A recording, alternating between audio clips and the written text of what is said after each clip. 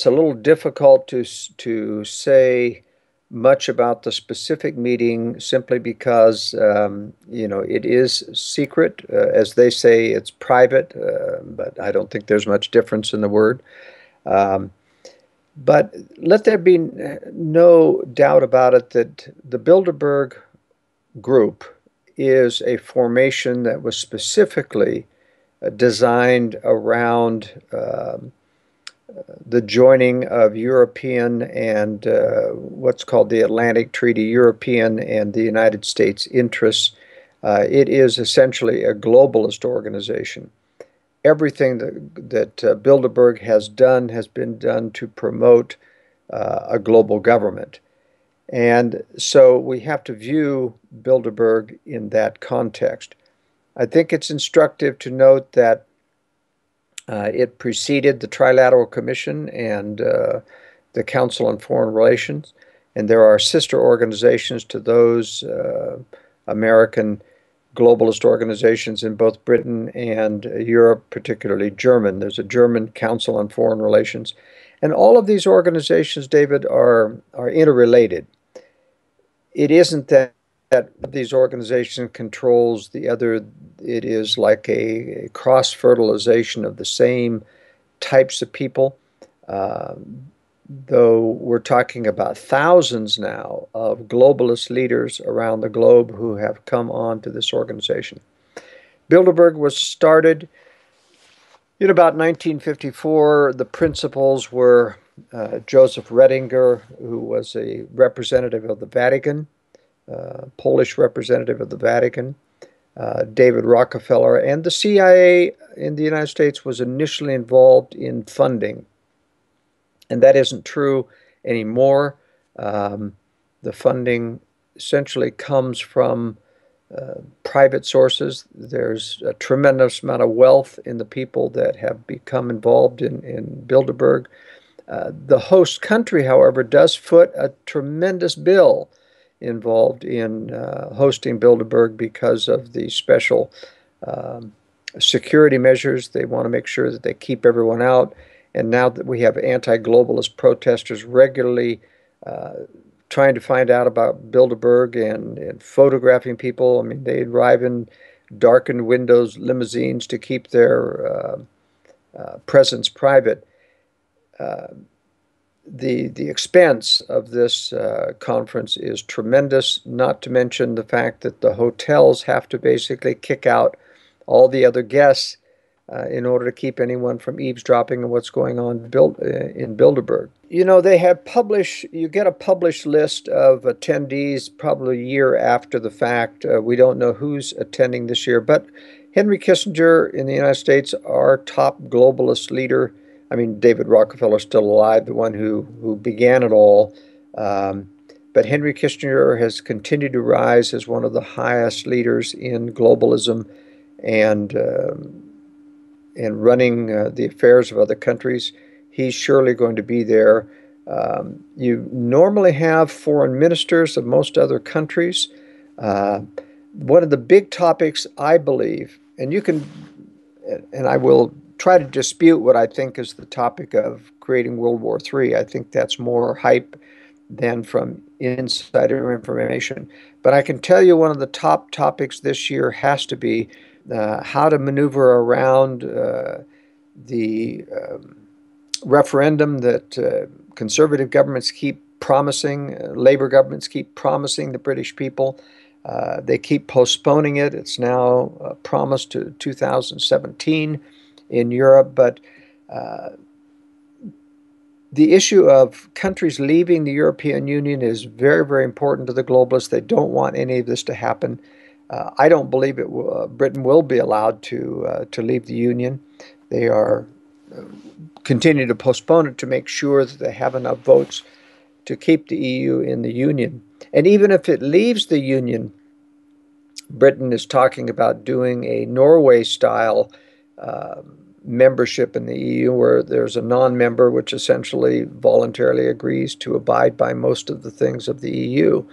So there's very little difference in being a closet member as Norway is versus a full member. And Britain has carved out certain exceptions, but when you're talking about you lose control when you're in the EU of your trade policy, you lose control of a lot of foreign affairs policy, of immigration policy. That's one of the major things that the EU does not want to change. There's over 4 million EU members that they're living in Britain who would certainly influence, if they have the ability to vote in the referendum, of Britain's ability to stay.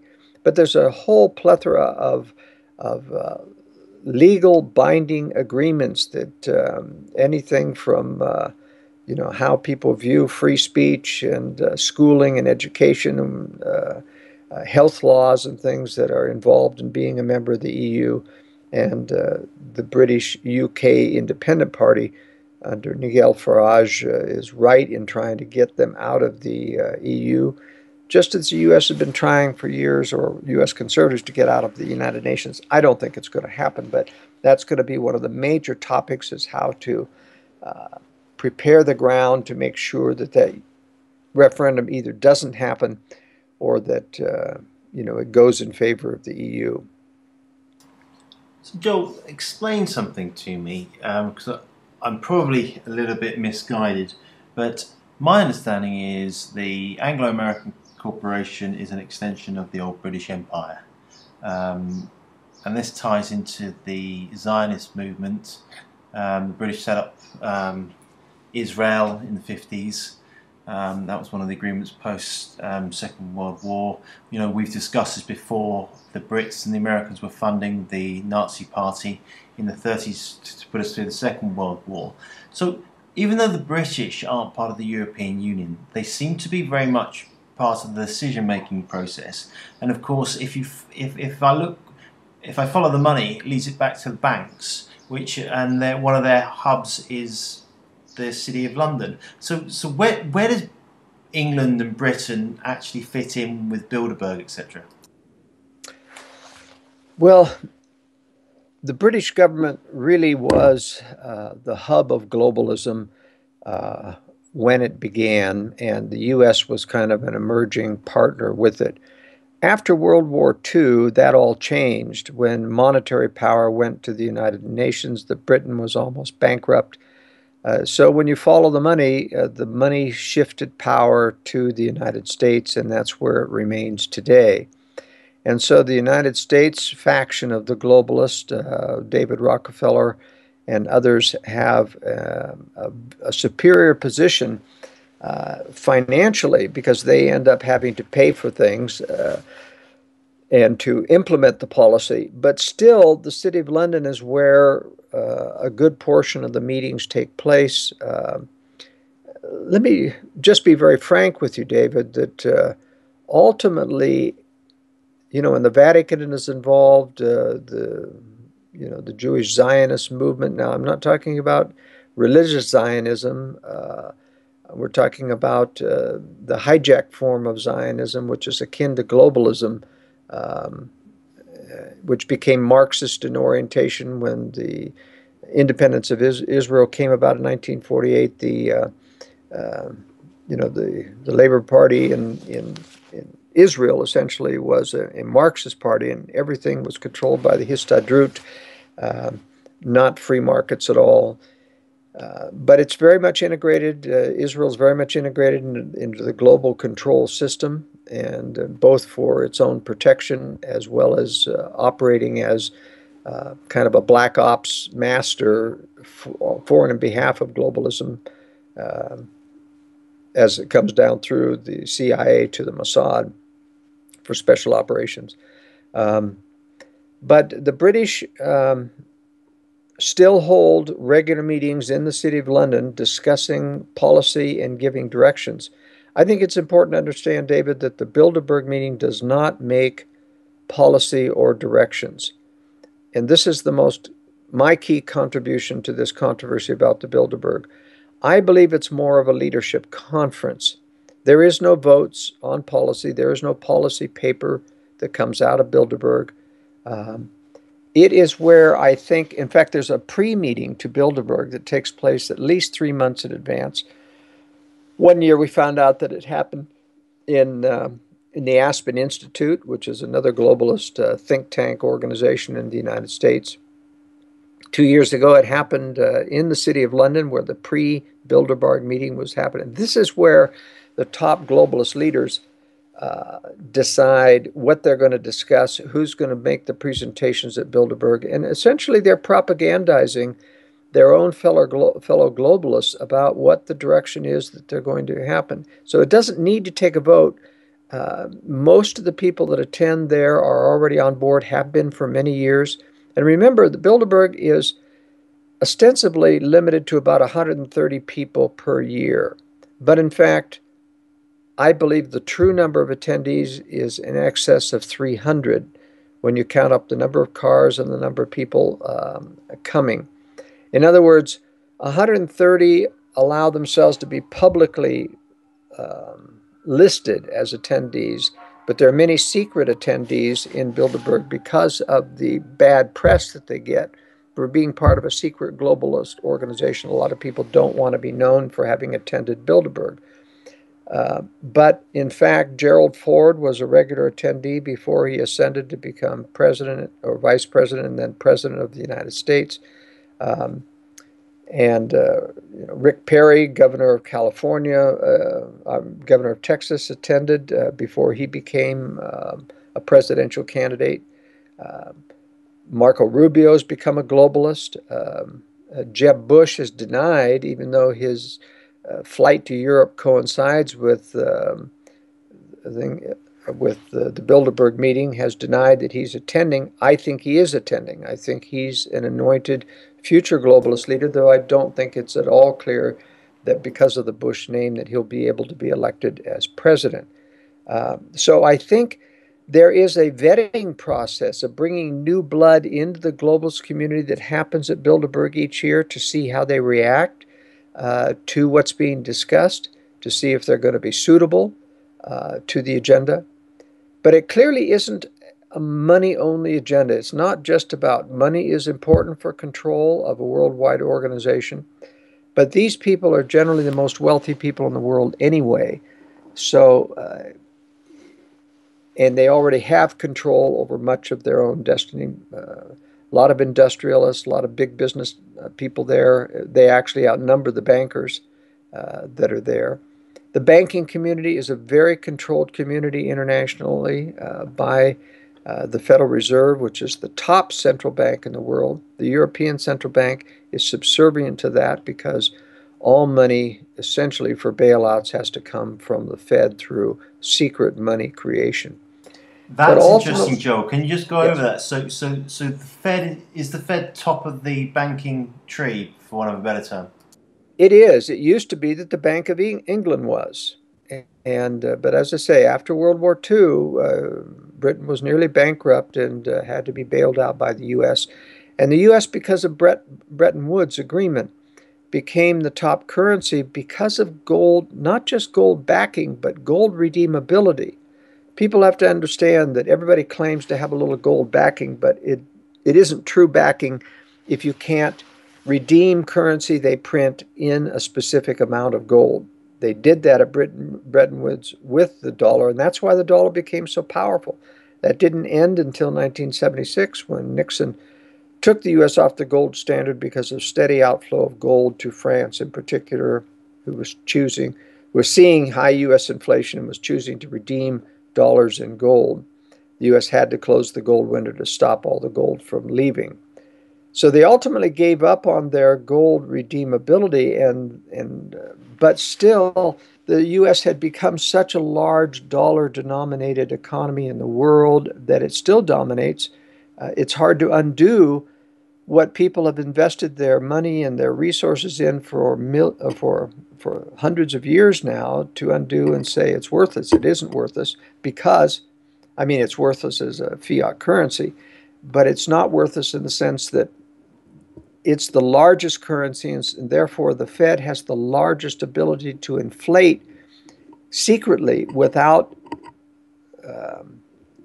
showing up as inflation within the country. In other words, if there's an estimated $200 trillion outstanding, that's only the monetized version. The Fed can create 20 trillion a year and still not exceed 10% of the money supply. No other country can come close to doing that.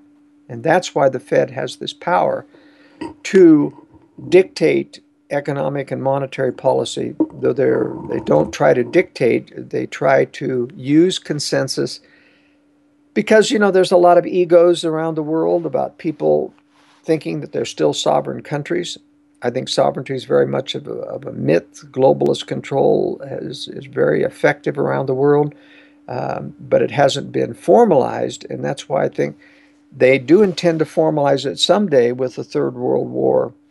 It's not that they're still arming the Chinese. There is technology transfer that keeps going to the Chinese. That's why all of their weapon systems look like Western and Russian systems. Russia has a direct transfer of second-level weapons to China. They don't give them their top-of-the-line weapons, except for perhaps the S-400 missile system, which China it is getting.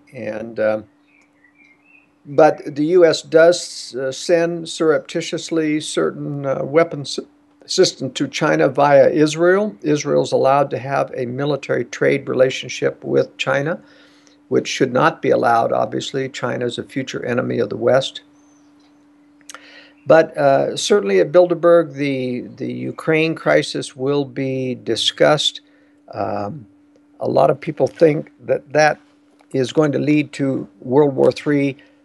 And it is, in my opinion, a predecessor for World War III because during the phony fall of the Soviet Union, prior to that fall in 1991, where they allowed the Communist Party to, lose a tight grip on control, and they did this by ordering communist leaders around the world to step down, by the way. They also prepared the way in the prior decade by moving millions of Russians into Ukraine, into Belarus, into the Baltics, so that they would have an excuse to create and foment civil war as they're happening in Ukraine right now. So this is a feigned conflict, so to speak. The corruption system of communist states such as in Poland and Czechoslovakia and Ukraine, never ended after the so-called fall of the Soviet Union. The same communist cadres were still in power in the bureaucracies. They still took major bribes. They were still very corrupt. And it's telling that all the so-called free market or anti-communist leaders like Yulia Tymoshenko and others who took over after the fall never did anything to clean house, never did anything to remove the communist cadres. And to me, that was an indication that these were not true anti-communist leaders. We know now from intelligence revelations in various countries that Lech Walesa was a Soviet agent all the time. He was playing like he was in the opposition in Solidarity, the Polish trade union. That Václav Havel was also a Soviet agent that had a secret police number. Ion Iliescu, following in Ceausescu in Romania, was a Soviet agent who had quit the party 2 years or a year before the phony fall of the Soviet Union so that he could project himself as an anti-communist when Moscow had Ceausescu killed.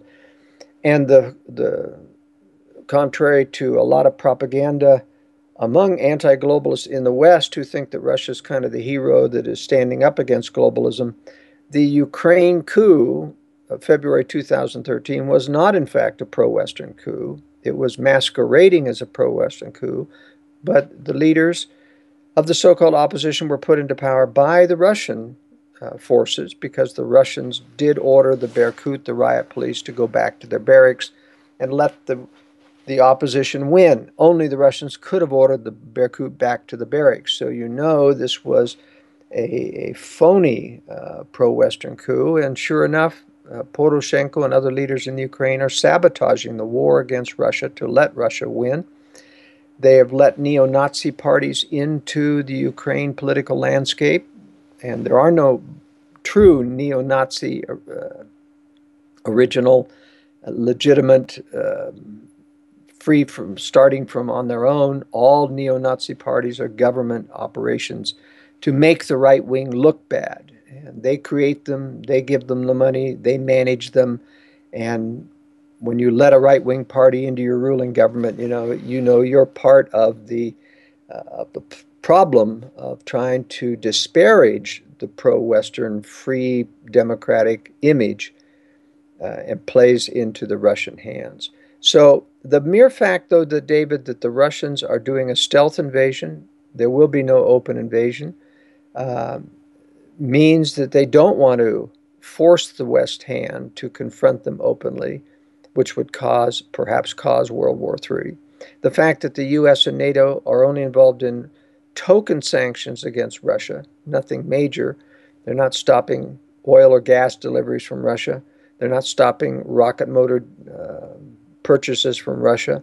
They only have sanctioned high-powered Russian officials around Putin who have alternate ways to get around those sanctions and alternate banking contacts. So the sanctions are really very, very token. And so all of that is an indication that war is not imminent. If the NATO and the U.S. really wanted to stop Russia, they'd put troops on the border of Ukraine and say, Russia, you're not bringing any more equipment into here. And they would easily be able to roust out the Russian insurgents. Now, these are Russian soldiers, by the way, who have taken off their uniforms and insignias. And proof that they're Russian soldiers is Putin's decree 2 weeks ago that all future names of dead Russian soldiers will be classified.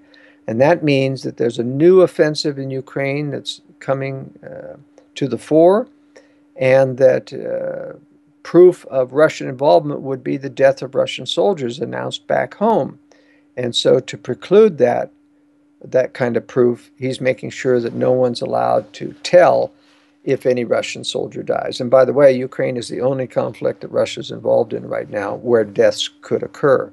So because of the continuing stealth war, I do not believe that World War III is coming this summer or anytime soon.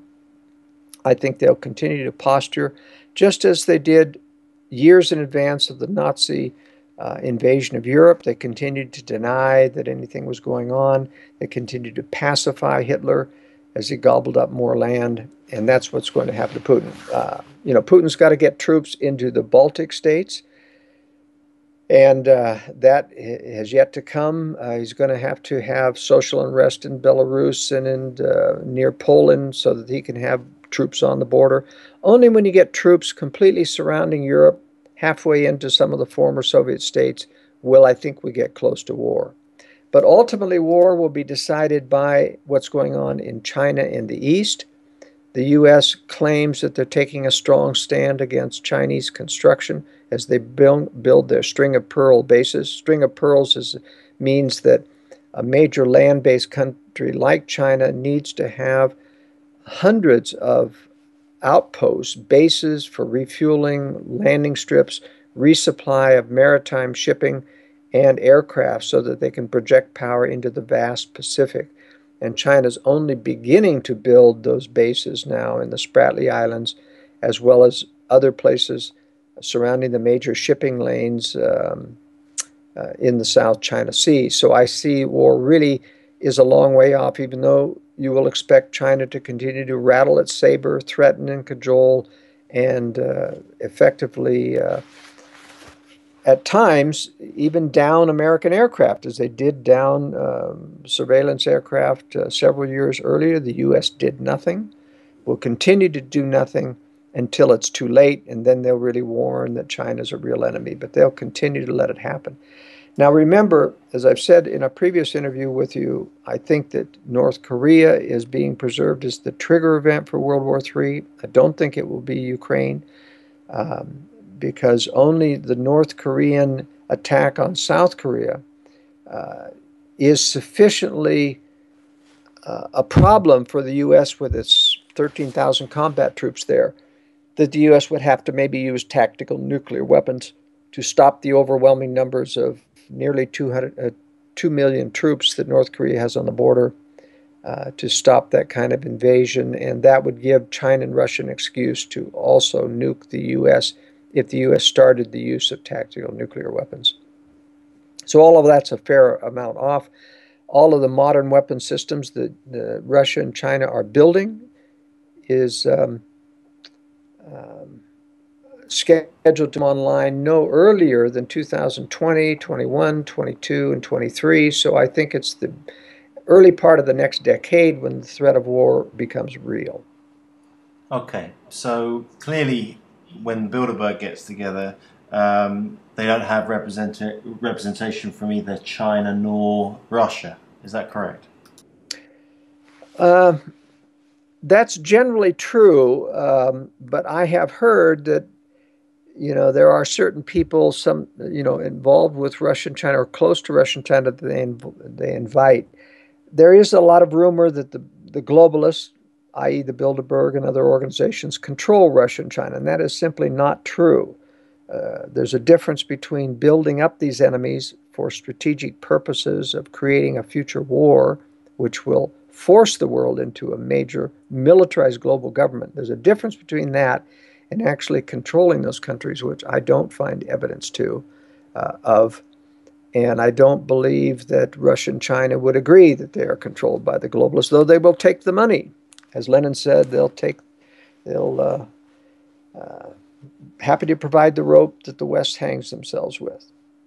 Yes, there are high-powered people. And when you have foreign ministers and sometimes presidents and heads of state that attend, and it isn't necessary for the head of state to attend. I mean, all the top people in the world don't attend Bilderberg.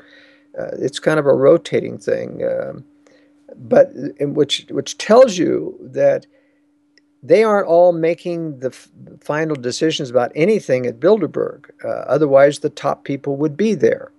The point is, their representatives are there.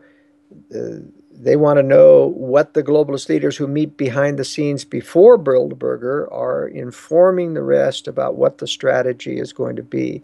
And it's not as if, I believe, because there are new people being vetted, there are new people being brought along, it's not as if the World Directorate announces that we're going to have war by this and this and date, or that we're going to do this. I mean, they still have to work through the messy democratic processes. And so everybody goes home with the general direction. And when policies then come up within their own countries, they make sure that they put their backing behind them to get things going, such as in these trade agreements. Uh, as I say, it's difficult to tell exactly what's going on because none of us on the anti-globalist side have ever been inside. There have been a few leaks coming out of them, especially about David Rockefeller's comments to the Washington Post and the New York Times and other editors that are here at the meeting for keeping the secret so that we can talk in private. So there is a conspiracy to cover up on the part of the so-called media or the mainstream media who claims to be neutral. And they're anything but neutral. They attend, they are globalists, they agree with the policy. Over years, David, as these people have groomed ever since World War II into globalist thinking, the globalists don't hardly have to dictate at all. They have so many willing people who know the general direction of where they're going. They do everything quite willingly without everyone getting a simultaneous phone call telling them how to vote or how to promote certain things. Portion of the population that is becoming increasingly anti-globalist. You look at the rise of the National Front Party in France. You look at the rise of the UK Independent Party, which, by the way, didn't do very well in the May election.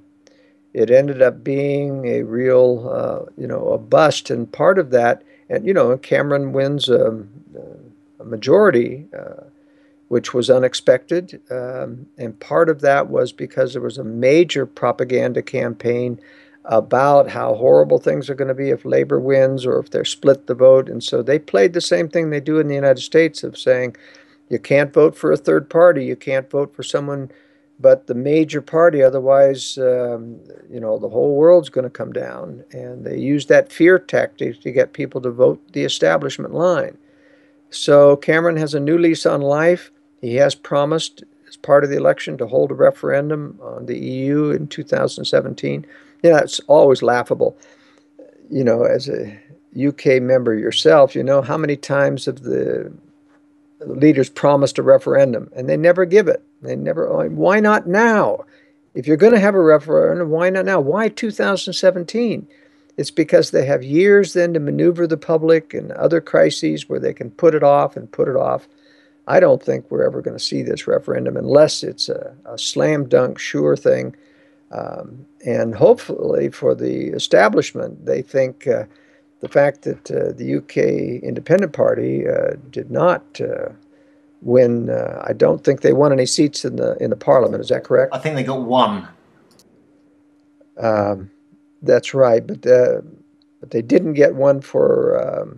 Did Nigel Farage then get into Parliament? No, he didn't. No, Yeah, he didn't. and he's And I think, resigned. yeah, he said he was going to resign if he didn't win a seat in Parliament. And, this is a major setback.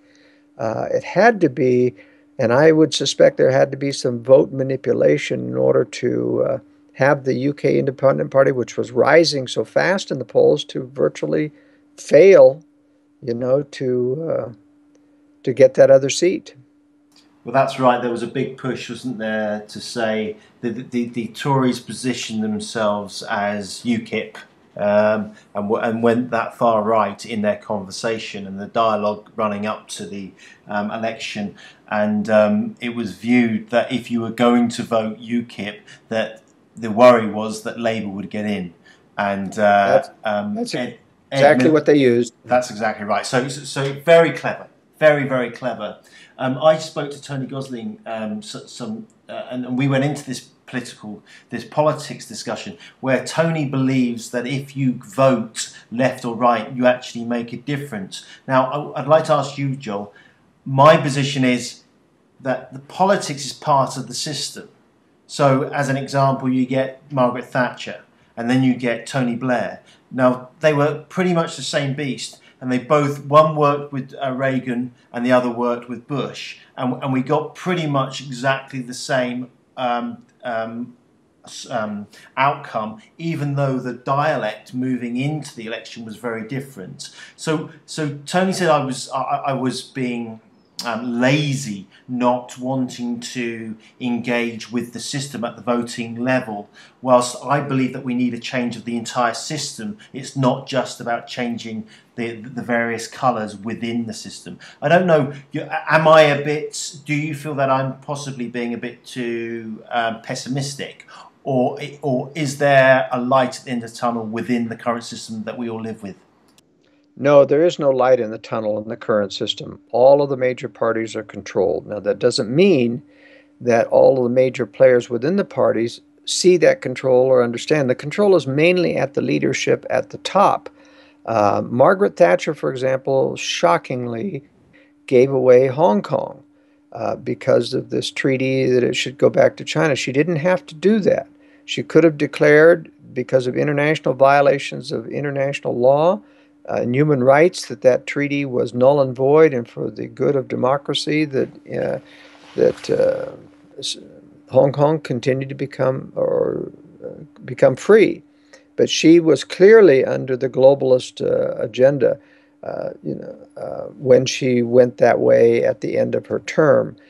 There was a real difference, though, during the Thatcher administration. She did undo a lot of the heavy-handed socialist regulations and allow the free markets to bolster. I mean, there was a brain drain and a money drain from Britain, as your professionals who were being taxed at 90+% of their income were fleeing and going to Canada and going to the United States. She stopped that by reforming a lot of those things. So you can't say that it's identical. But in terms of the ultimate foreign policy, the globalist march and agenda keeps going.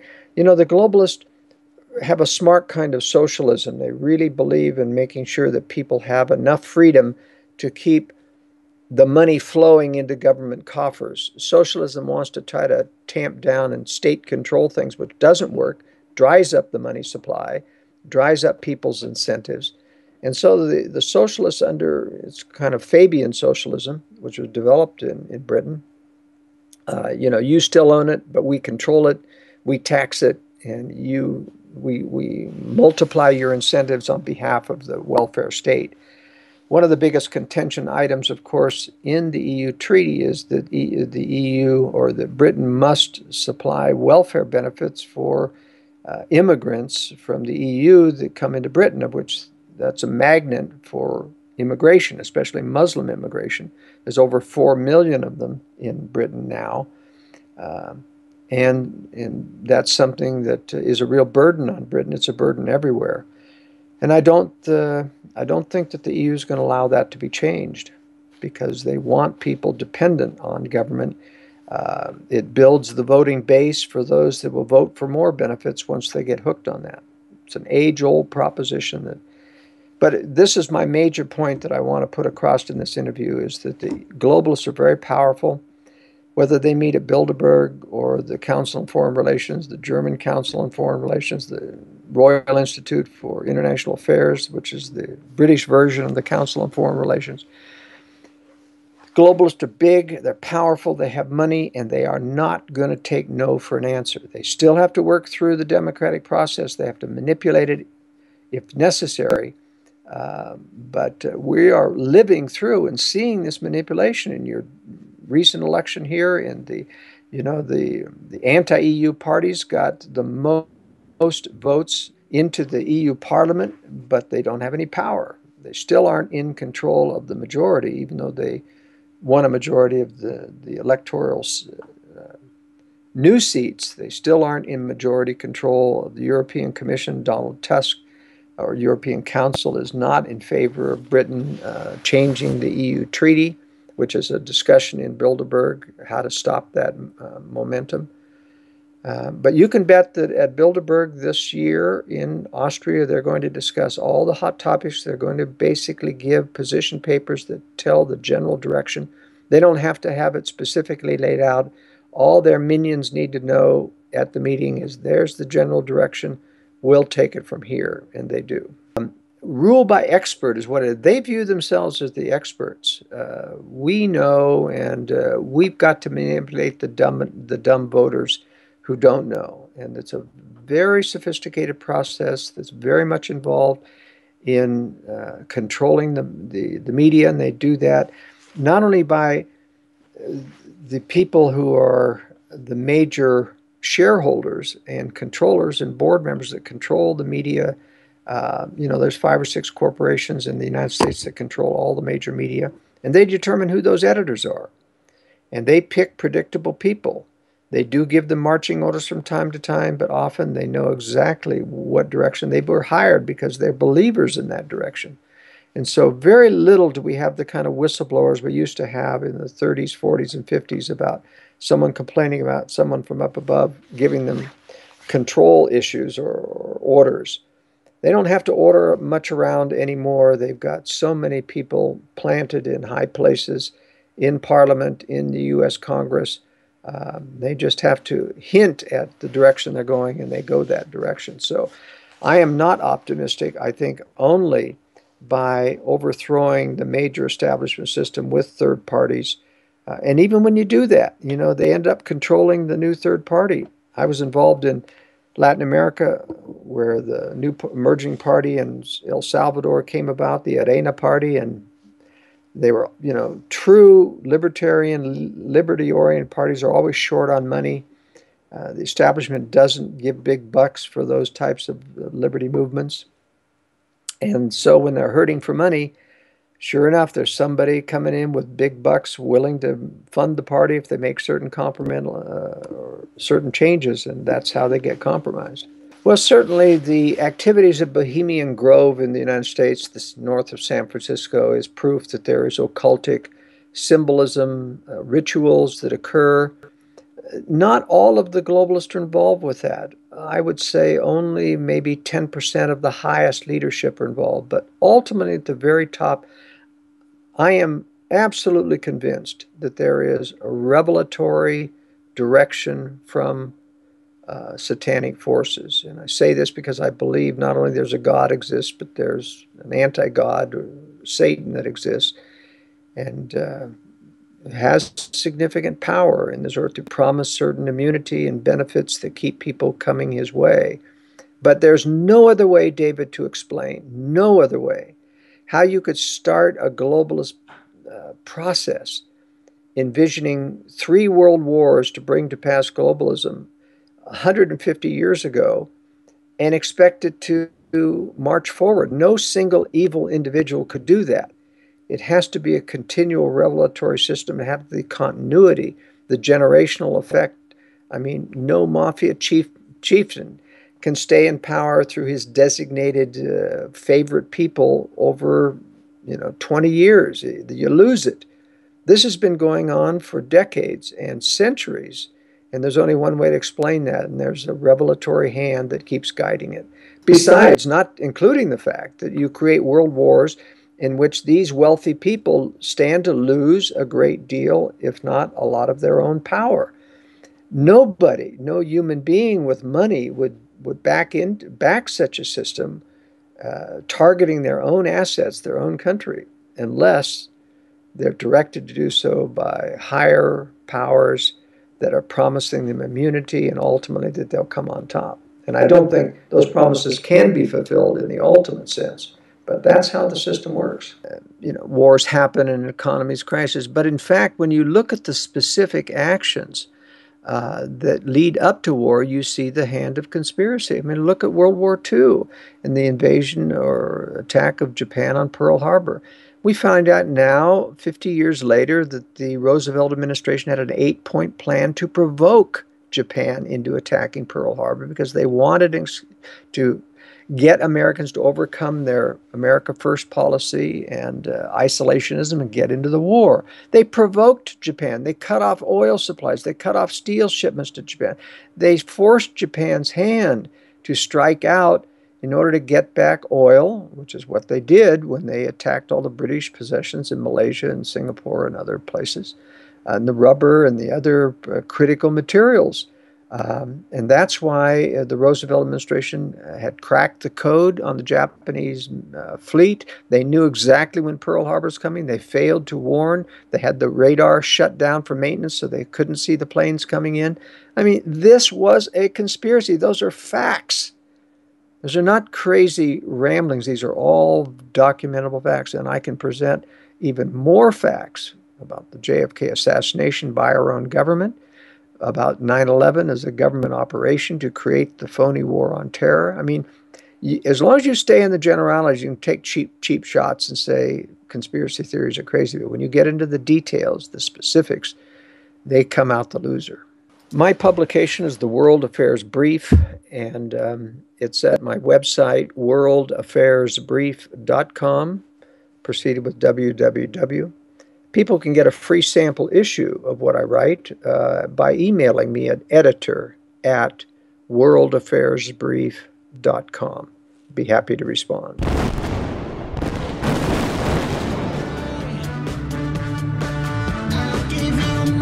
Currency traders at several multinational banks formed a group that they dubbed the cartel.